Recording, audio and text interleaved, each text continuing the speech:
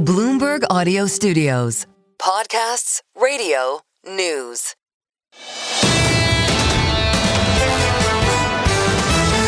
This is the Bloomberg Surveillance Podcast. Catch us live weekdays at 7 a.m. Eastern on Apple CarPlay or Android Auto with the Bloomberg Business app. Listen on demand wherever you get your podcasts or watch us live on YouTube. Joining us now from Minnesota, Brian Belski, with us with Humilis this morning. What was it like, Brian Belski, for the Globe and Mail to say you're a Canadian? Well, thank you so much. It's always great to be on with you guys. And by the way, Lisa Mateo was talking about What About Me? In terms of the AI, there's a fantastic song from 1984 sung by Moving Pictures. It's called What About Me? And you could play that with respect to AI. But I think for years, we're at BMO for an amazing 13 years and 7 months. And I think that it was a perfect fit for us when we left Oppenheimer, because we could combine the culture of Minnesota here with what we brought to to BMO with respect to our institutional focus in the U.S. and working in New York for over 20 years. So a lot of people thought we were from Canada, and I'm not going to lie, I played it up when I was seeing Canadian clients and went into the Minnesota accent, a little bit. So, we had a wonderful experience at BMO. We still hope that we can be partners going forward. And it was an amazing experience. What happens after we get the economic data we're not getting now? What do stocks do? It's a wonderful question, because I think we're in kind of this conundrum right now. The markets actually have held in there a little bit better than we thought. We thought we'd actually get a little bit more of a pullback here. I think one of the problems with the market is there are too many bulls here at the end of this big bull cycle, or at least the end of the big move this year. And we really believe that macro has really done a disservice to investors really since 2009. Now, your question is, what happens when we get a flood of all this data? Again, it could be information overload. And at the end of the day, we're kind of looking forward with respect to what the outlook's going to be in terms of these job losses that we keep hearing about and what the Fed's going to do in 2026. I think this backup in yields to 5% clearly has put a dampening on the broadening out trade on a near-term basis. We still think longer-term rates a year from now will be lower, and that will actually be very, very good for the broadening out trade into small cap, into value, into things like dividend growth as well. Brian, for those that are concerned about valuation in this market, I think they may be focusing in particular on kind of this AI trade and kind of has the AI phenomenon across the economy, not just in the tech stack. Has that created a bubble in the market? How do you kind of address that issue? Well, nice to see you, Paul. I waved at you the other day when I was in studios. It was kind of fun. Anyway, I think that bubble, that bubble is one of the most overused phrases in investments and in finance, just like dysfunctional family is in most families. We'll find that out in about 3 weeks from today or tomorrow in terms of Thanksgiving. But anyway, I would say this, that even when you're leading up to this interview, you talked about Qualcomm, and Qualcomm is a great company, but you see how Qualcomm's running their business relative to some other chip makers. We're seeing massive differentiation across companies. Back in the 90s, 99, 2000, we didn't have a lot of differentiation. All stocks that had anything to do with .com, we used to call them .bomb after that, we're all kind of moving together. You're starting to see massive fundamental and performance deviations with respect to the diffusion and how these companies are trading. And so I don't think all companies are created equal in the AI space. And I think saying bubble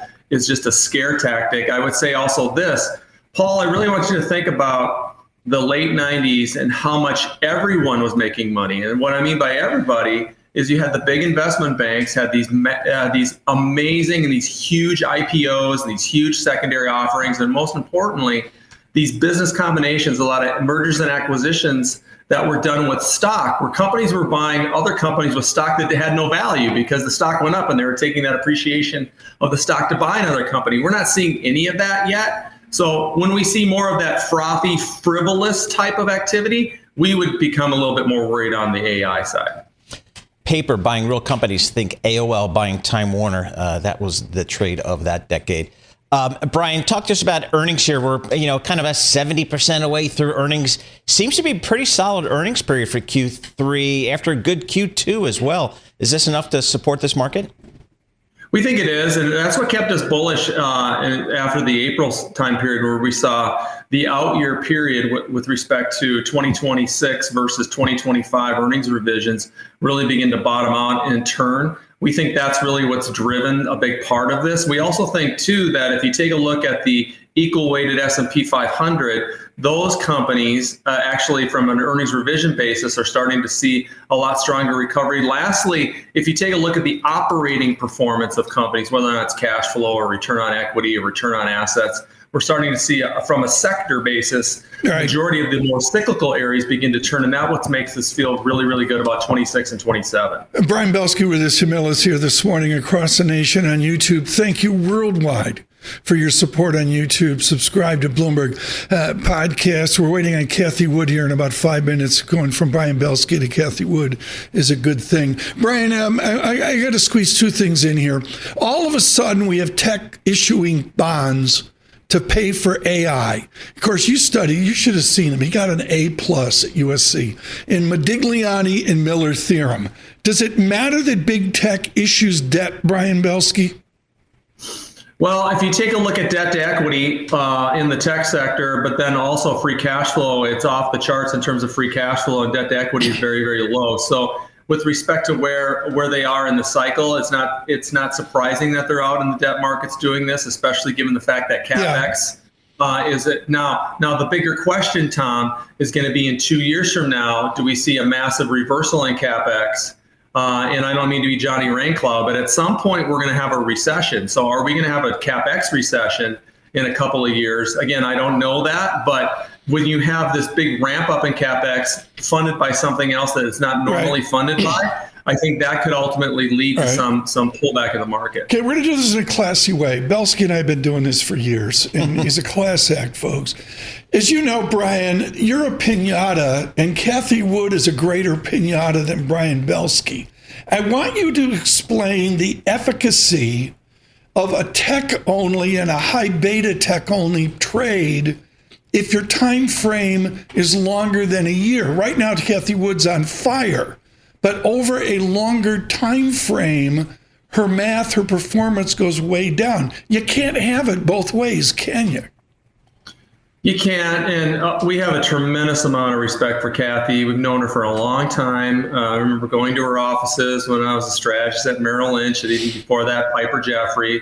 And so I think that the holding period for stocks is what kind of what in the average of those performances really hurt that longer term side of things. But remember, you go back to the old notion of stocks for the long run and buying more on dips and things like that. That's why we're big believers of having different strategies and also running portfolios with respect to value and small mid cap and dividend growth to balance out the tech positions. Yeah, Brian, one final thing. I mean, Michael Barr calls in sick today. Did you see that? Like 3 a.m.? Yeah, exactly. He calls in a bat slacker, and he's sick. Yep. And I called up Mrs. Barr. I said, he's not sick. The Vikings beat the Lions. Okay, Brian, help me here. J.J. McCarthy, is he really for real, or was that a one-off, what he did to the Detroit Lions?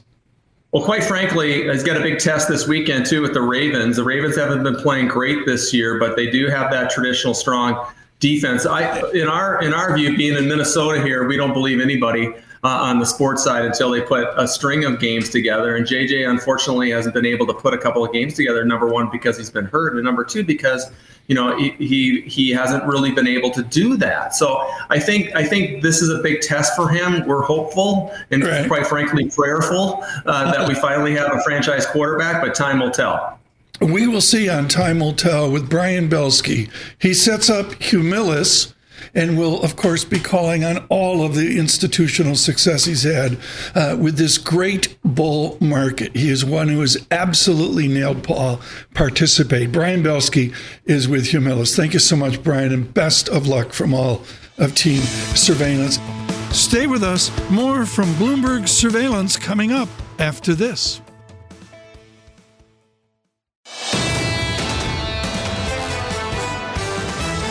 You're listening to the Bloomberg Surveillance Podcast. Catch us live weekday afternoons from 7 to 10 a.m. Eastern. Listen on Apple CarPlay and Android Auto with the Bloomberg Business app. Or watch us live on YouTube. We have the right guy in studio now. What a treat. Usually at Queen Victoria Street or on a continent somewhere, Holger Schmieding is with us right now. Truly expert on all of this at Berenberg Bank. Let me start with the same question I had for Mr. Howard at BNP Paribas. Should the Fed central bank, the U.S. central bank, enjoy the dissent that we see at the Bank of England? Do you embrace a 5-4 vote as a good talking point? I would say it's a good talking point, but dissent on its own is not always good. It depends on what the arguments are. And in a way, this dissent shows that we are in rather uncertain times. Yeah. The Bank of England really is having in a quandary. Inflation very high, but the economy likely to slow. So what do? In the reset to a higher inflation rate, going from 1.92% out to 2.x, dare I say 3%, there's a culture for that in America. Maybe there's a culture for that in pre-Brexit England. In Germany, to poke out the economist Bart Simpson, they're going to have a cow. How is Germany going to react to a new higher inflation regime? Well, Germany will probably be part of the higher inflation regime for a simple reason. We have labor shortages coming across most of the advanced world, especially in the US, thanks to, net immigration dropping to zero over here. And in Europe, demography plays a role. Labor shortages mean wages in the future, not necessarily this year or next year, but longer run, will rise faster than in the past. Artificial intelligence helps, but won't fully offset that. Get used to more wage inflation in the long run, and central banks needing to keep rates at a level that's above what we usually had for the last 20 years. You know, Holger, most of us grew up with globalization and arguably the net positive effects of globalization. Is globalization dead or on the back burner? How do you think about globalization and the economic effects of globalization over the last 40, 50 years? Where are we on that story now?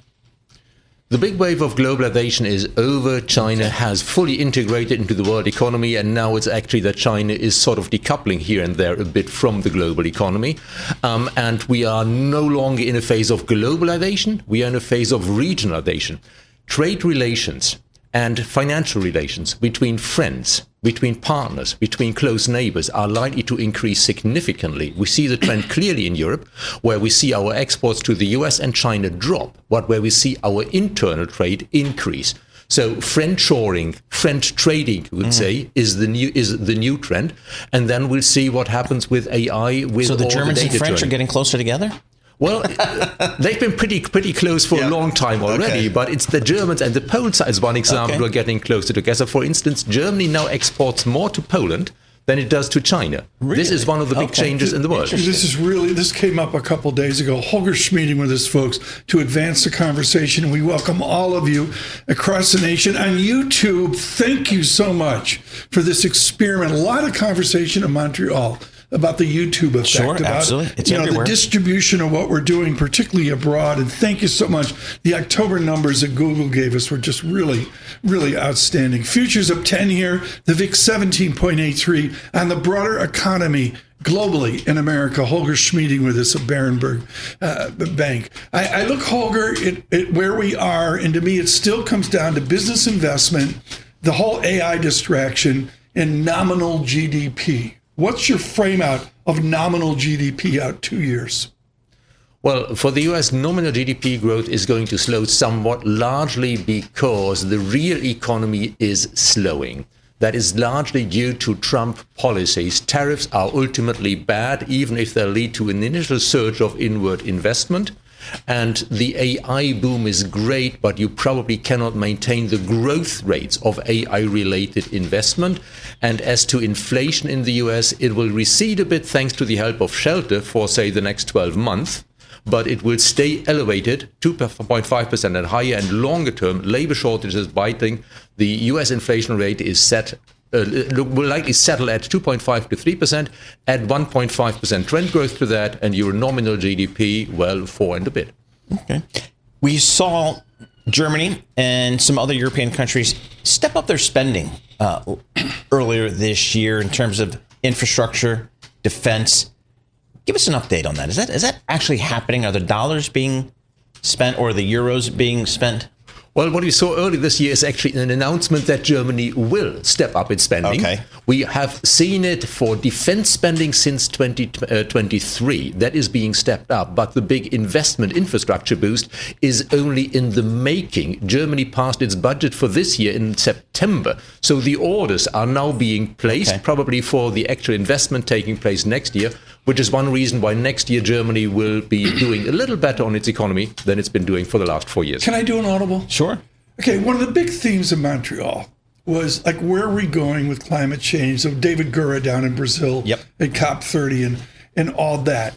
I read an article about Porsche, which I think is owned by VW, I'm guessing. Yeah, I think so. Volkswagen. And they're flat on their back because they bet on electric and they're turning away from that. You're one of the best I know on this, Holger. Where is green? Where is climate change? Where is the liberality of those politics on the continent and in Britain over the next 5 years? Is there a shift going on? There is a shift going on, not really away from greenery. We in Europe are fully aware that climate change is a threat, but we're also aware that we have to be pragmatic about how we reduce our CO2 emissions. So we are heading for more flexible, more pragmatic approaches. And so some companies that tried in a way to front run the transition to electric vehicles are now seeing, okay, we're not going that fast, but the pace is slowing down, but the transition towards greener outlook, towards greener policies, that is ongoing in Europe. One of the most vicious notes I ever got was from a fan, Al from New Jersey. Oh, yeah. Al emails in. He goes, it's not the Detroit Auto Show. It's the North American International Auto Show. I'm at the North American International Auto Show, Holger Schmieding, with the head of Mercedes, the guy with the mustache. And the answer is, he goes, we're not going green like that. We're going to be hybrid. So in Germany, there's this parsing between Mercedes, who've done it more intelligently than someone like Porsche. Is that accurate? Well, different companies have done it differently, and indeed some companies went probably a bit too far in trying to sort of front run the transition to green. But hybrid is sort of probably an intermediate stage, I would say. We are ultimately going very much towards electromobility, but the pace at which we are going and the transition being a bit more pragmatic, a bit more hybrid, that is kind of a change that's creeping in response to, well, it's not cheap to do the transition. Can I just make an observation for Holger Schmieding and all of the continent? It is so good that Lufthansa didn't get rid of the 747. One of the great things in New York City is a Lufthansa 747 taking off out of Newark and JFK every day. That's a great and beautiful. They're way more, we should bring them back. Yeah. I mean, we definitely That's a great plane. Great Absolutely. plane. Holger Schmieding with us on this day of dissent at the Bank of England. Stay with us. More from Bloomberg Surveillance coming up after this.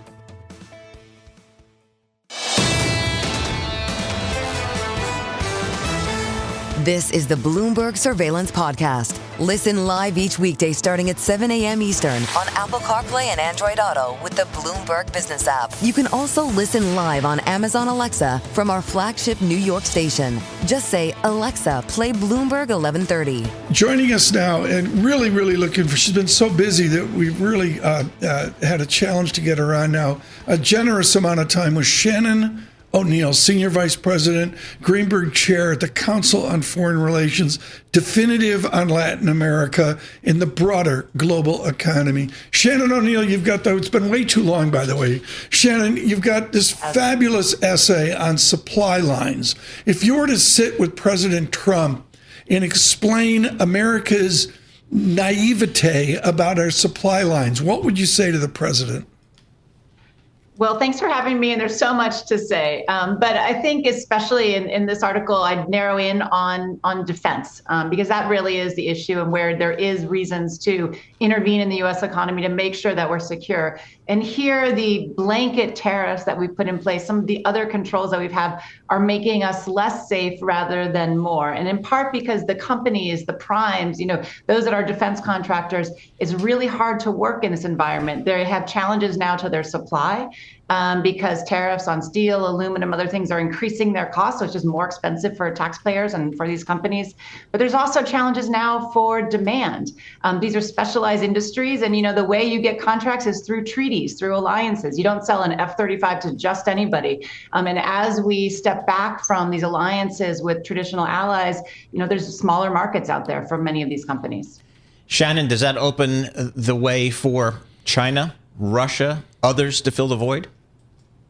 It opens the way for those, but it also opens the way for other industries to grow around the world, right? We've seen Germany talk about spending $1 trillion over the next 10 years, but a lot of that's for their own defense industry. And, traditionally, allies like European allies, Middle Eastern allies, Asian allies, Japan, South Korea, and the like, they've bought a lot from our suppliers, right? They haven't always had their own homegrown industries. And I think some of the geopolitical shifts and the worries about the trust in the United States and the breaking or the diminishing of alliances mean they are thinking that they need to go at their own. So there's going to be more competitors out there in the global marketplace, not just adversaries.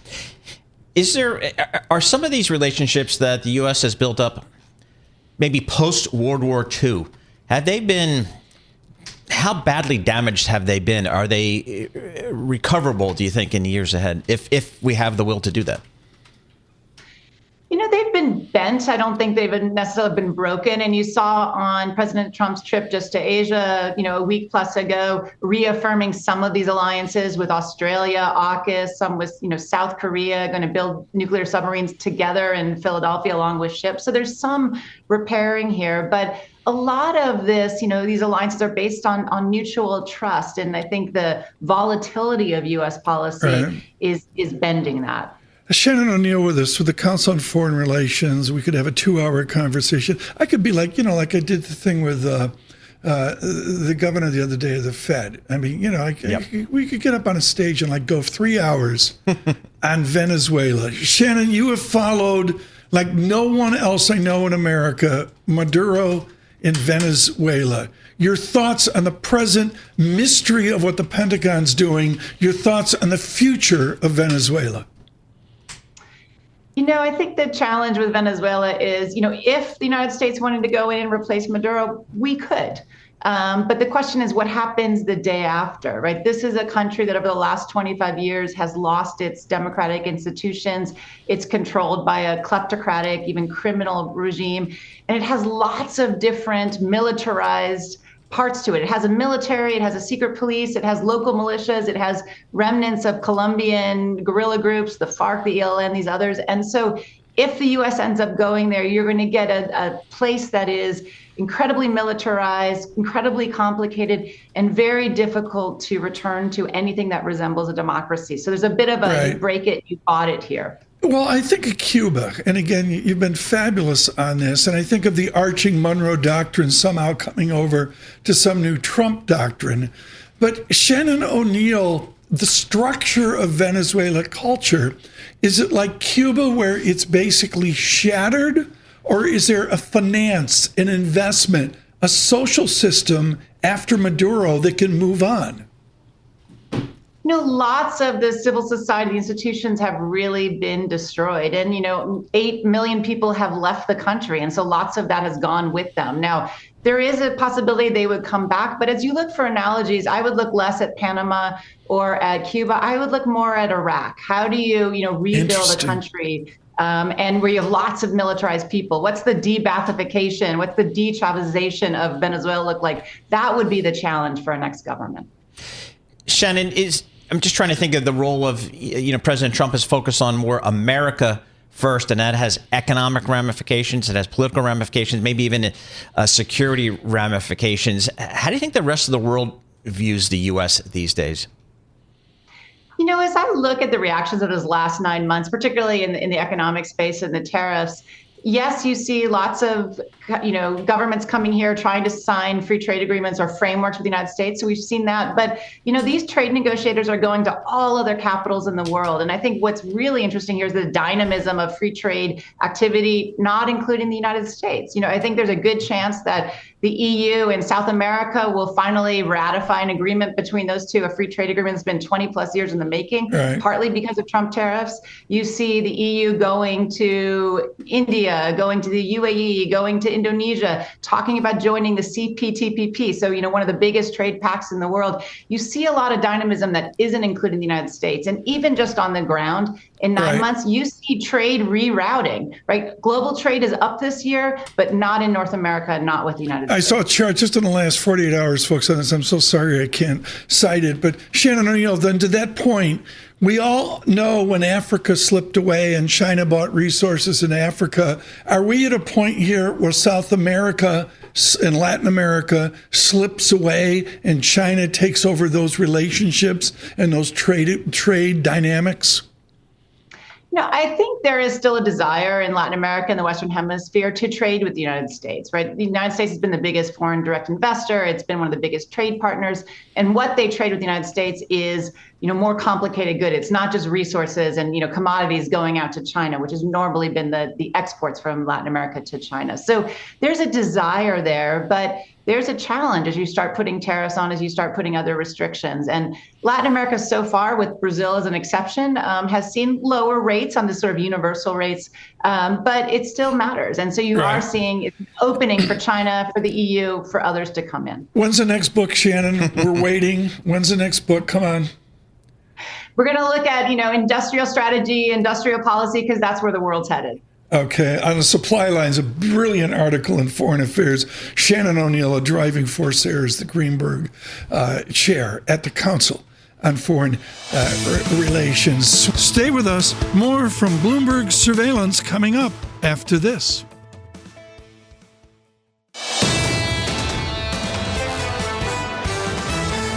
This is the Bloomberg Surveillance Podcast. Listen live each weekday starting at 7 a.m. Eastern on Apple CarPlay and Android Auto with the Bloomberg Business app. You can also listen live on Amazon Alexa from our flagship New York station. Just say, Alexa, play Bloomberg 1130. What did I miss while I was away? The newspapers with Lisa Mateo. Anything from the Montreal Gazette? Nothing, exactly.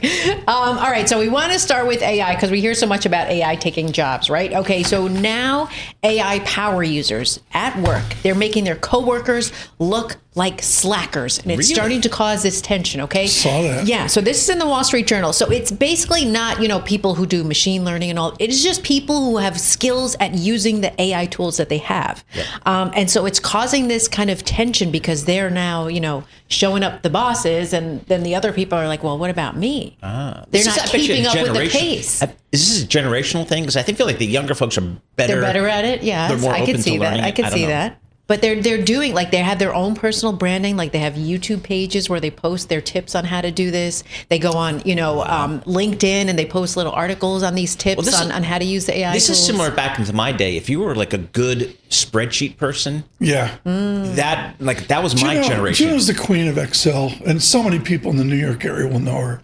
Major shout out. Courtney Donahoe. Is an act of God on an Excel spreadsheet. Wow. It's frightening. Good to know. It's frightening. She looked at me once and goes, are you the worst Excel spreadsheet user in the world? I said, yes, dear, I am. Courtney Donovan. Now it's AI. I agree. Like, AI is a huge deal. Yes, and it can help you rise up the ranks. And, because they're saying, like, the difference, if a bot doesn't replace you, a human who knows how to use it is going to replace you. Oh, that's what that is. Sparta. I was having a meeting with Sparta the other day. He said, hey, stupid, you're a bot. I didn't know what he meant. Now I get it. Next. That's not good. Okay, so we'll stick with AI. This is from the Washington Post about how the NFL is using AI to prevent injuries. Pretty interesting. So they're using this thing called Digital Athlete. It's this AI platform. It helps them kind of figure out player performance. So it basically this database, right? Thousands of players in there. Each one has this little avatar, but they can identify little changes in movement that can be a sign of fatigue or maybe show if someone's about to get hurt. So maybe a veteran skips out on the drills, or maybe, the lineman sits down on practice this day because they can predict that, they might get hurt if they continue using. So this is something they're using. They're actually saying it's working because since they launched it back in 2023, practice-related lower extremity strains have dropped about 14% league-wide. So there you go. They're trying different things. Yeah. They do that with me and Paul. Got to keep us on the field. Paul's rocking it with Scarlet Food, 11:22, and they get the software out going. Exactly. 5 hours of radio, making mistakes. Get there. He's about to drop. Bloomberg Intelligence, 10 a.m. this morning. I like this next story here because I'm thinking of Scarlett and Matt You Miller. get to see the stories. You see the stories up front. What's that? You see the stories Yeah, up front. I know a person. I know a guy. I don't. He's VIP. Yep. Yeah, so much for me. One more, please. Okay, this is why, because yes, they live in Westchester, right? Right. And now more people coming back to work. So that means more gridlock, more people coming to the city, which means there is a new way to get into the city, and it is a 12-minute helicopter ride. Okay, it leaves. Yes, it goes from Westchester and it goes back here. There's a place on 30th Street and 12th Avenue that's Blade Lounge West, right near Hudson Yards. So it drops you from Westchester to Hudson Yards. It's Blade Air Mobility as part of Joby Aviation. They're starting it December 1st, and you can take it. It's going to cost you. So if you're wondering how much, Matt and Scarlett can afford it. Okay, there you go. A single flight, $125. If you have their Blade commuter pass, it's $225 without one. So the cost for that pass, if you're wondering, it's $250 for the week. You can do the $1,000 a month, or hey, just go for the $10,000 for the unlimited trips for the year. All right, that's we'll the way set to that go. up for Scarlett and Matt Miller. That's the way to go. Lisa Mateo, the newspapers this morning. Thank you so much for that. This is the Bloomberg Surveillance Podcast, available on Apple, Spotify, and anywhere else you get your podcasts. Listen live each weekday, 7 to 10 a.m. Eastern on Bloomberg.com, the iHeartRadio app, TuneIn, and the Bloomberg Business app. You can also watch us live every weekday on YouTube and always on the Bloomberg Terminal.